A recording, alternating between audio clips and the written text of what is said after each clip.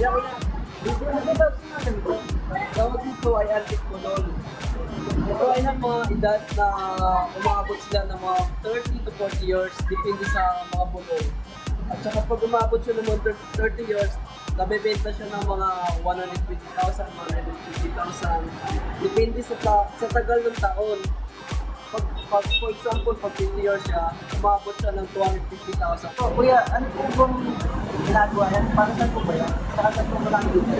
Ito siya, nakikita po siya sa Baguio, sa mga ipugaw. Gawa ito ng mga ipugaw, tinatanim ito sa ilalim ng lupa, at saka inaantay nila ng ilang years.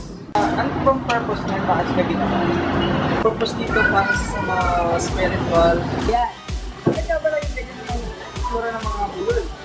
Sabi nga ni Kuya, ginagawa ito para sa mga spiritual na ritual at mga katutuwa at pinapakita rin kung anong kultura ng ating mga katutuwa sa Baguio. So, ayan. Sabi nga ni kuya, may iba't ibang klase ng bulol. Dancing bulol. Sitting bulol. Standing bulol. Hindi ito bulol. Ipugaw. Kita natin dito ang isang kagamitan ng mga ipugaw.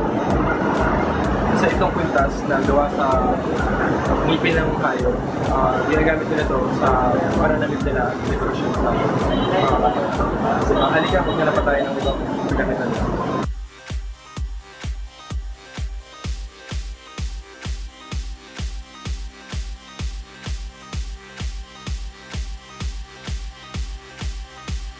May sipin ba yan?